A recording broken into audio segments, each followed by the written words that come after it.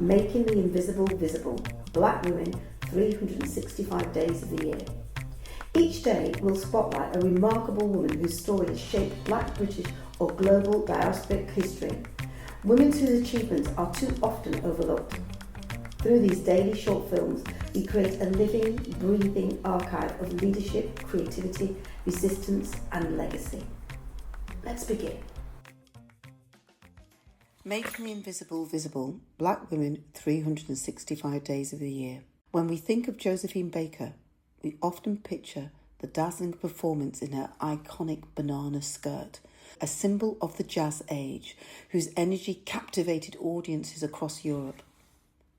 But to remember Josephine Baker only as an entertainer is to overlook one of the most remarkable women of the 20th century. Born in St. Louis, Missouri, in 1906, Baker grew up in poverty, raised by a single mother, working from the age of 8 to help support her family. Yet even as a child, she dreamed of a life on the stage. By the age of 16, she was touring with the Dixie Steppers before joining the celebrated musical Shuffle Along and performing on Broadway.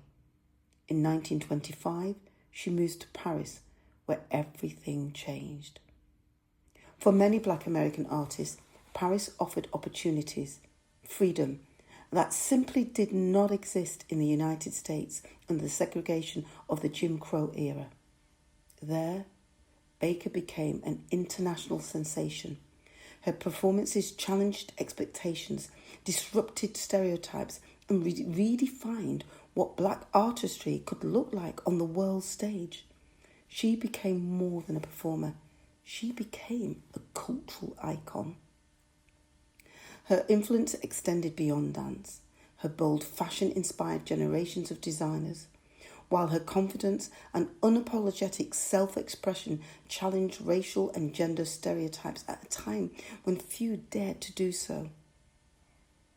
But Josephine Baker's greatest performance happened offstage. When France occupied the Second World War, she put her career aside and joined the French resistance. Using her celebrity status, she gathered intelligence at diplomatic receptions and social events and attended by enemy officials. Secret messages were written in invisible ink and on her sheets and music and carried them across borders, hidden in plain sight. She later said, "France made me what I am. I'm ready to give them my life." For her extraordinary courage, Baker received some of French's highest honours. Yet when she returned to the United States, she was again confronted by segregation and racial discrimination. She refused to perform before segregated audiences and became an outspoken advocate for civil rights. In 1963, she stood alongside those demanding equality at the March on Washington, where she reminded the crowd, "I have walked into palaces of kings and queens, but could I walk into a hotel in America and get a cup of coffee?" Those words captured the contradictions of her life. A woman celebrated across the world, yet denied basic dignity in her own country. Josephine Baker died in 1975, just days after a triumphant sold-out anniversary performance celebrating 50 years on the stage. Today we remember her not simply as a singer or dancer, but a patriot, a spy, a civil rights activist, and a woman who used her fame in the service of justice. Josephine Baker reminds us that true greatness is measured not only by applause, but by courage to stand for freedom, equality, and human dignity.